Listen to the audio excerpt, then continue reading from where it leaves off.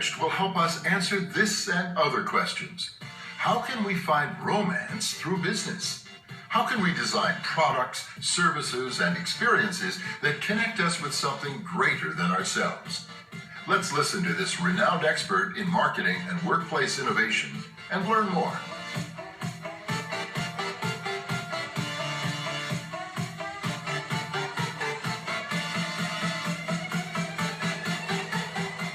So in the past day and today, you all heard a lot about purpose.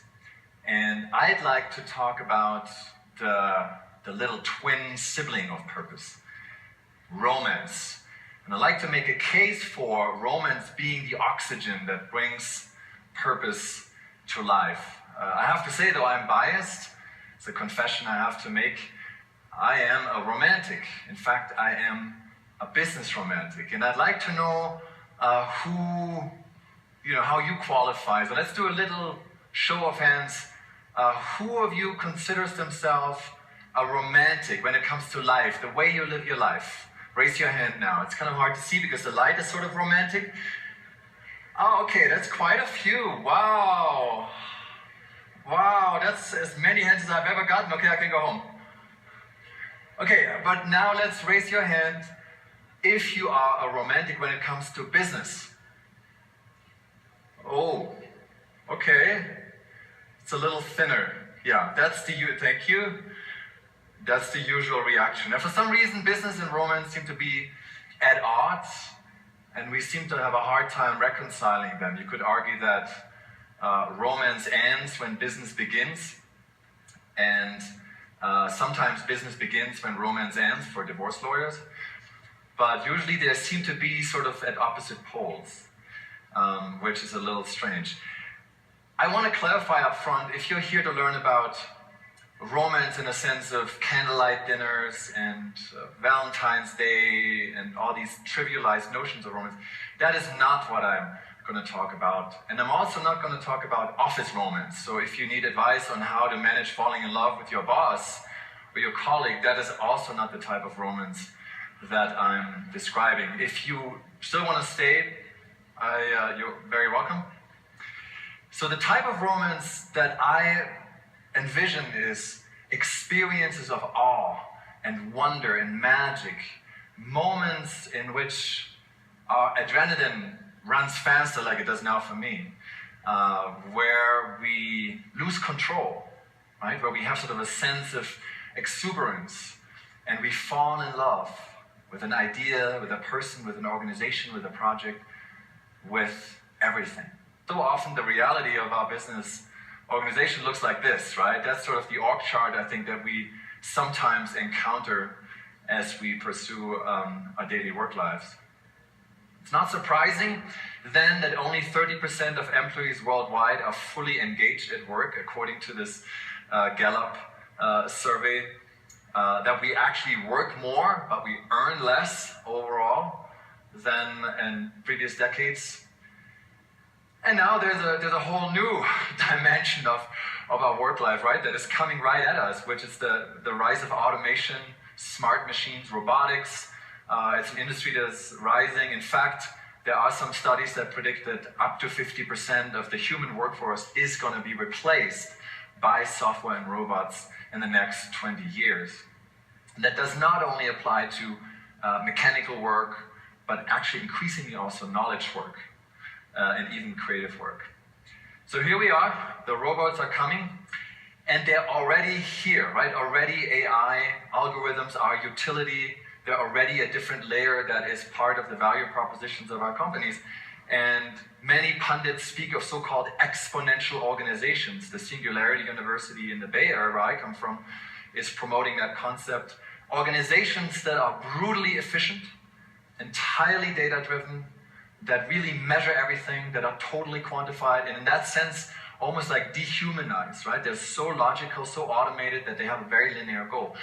Amazon is probably the most prominent example of the old digital economy, and then of course, Uber, really the very aggressive, abrasive example of the new digital economy as an algorithmic quantified corporation.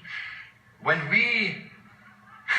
When we talk about these companies as consumers, as users, we often say, yeah, I'm not sure I agree with their ethics, but they're so convenient, right? Great business model. Yes, they are aggressive, but they're winning. And they are disruptive. And we kind of find that cool, right? Super convenient. But I think it is important to remember that algorithms are prone to flaws. Very, very concerning flaws. And I want to share with you two stories that show what algorithms do to our being human and to the way we do business.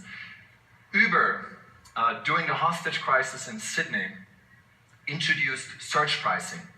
And it did so because, of course, there was heightened market demand during the hostage crisis, right? And it was the right thing to do from an algorithmic perspective, but it lacked empathy and it lacked tact. Algorithms do things right, but they don't do the right thing.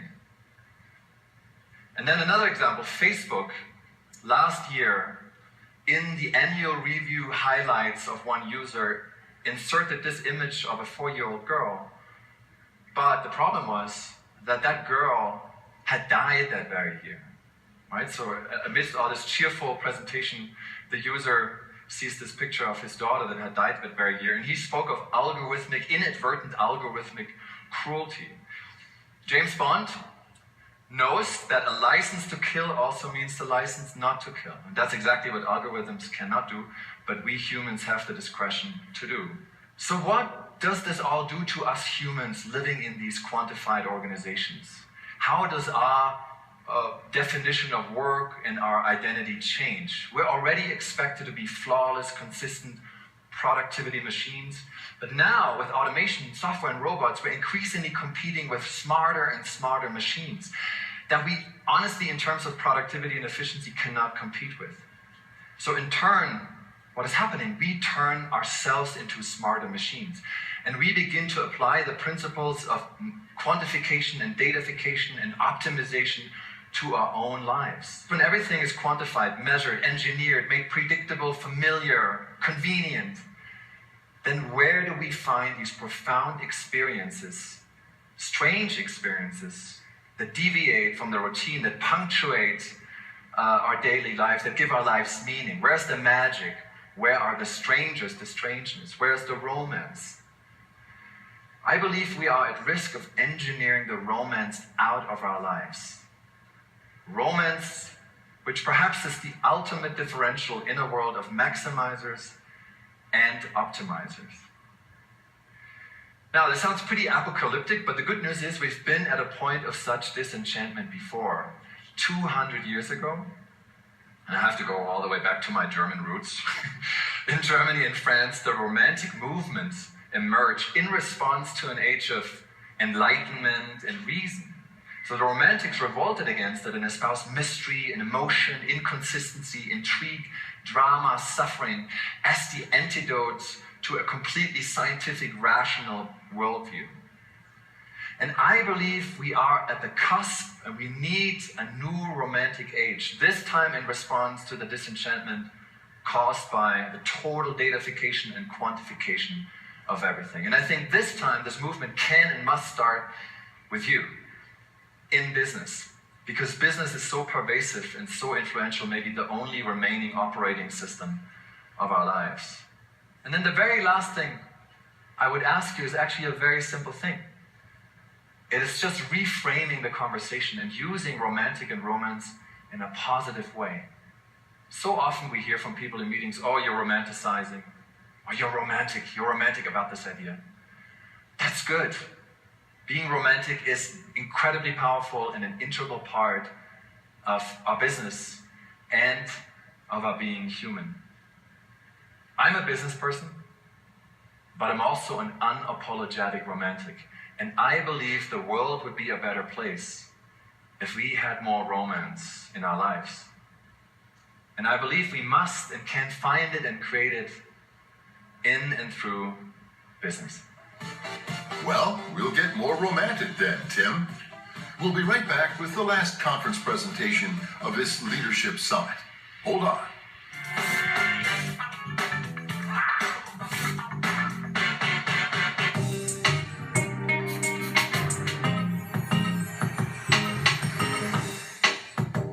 Wobby presenta el World Business Forum 2019 Exponential, el evento de alta gerencia más importante del mundo, presentando entre otros a Alan Mulally, presidente de Ford Motor Company, Tom Peters, revolucionario del management, Dave Ulrich, líder mundial en gestión de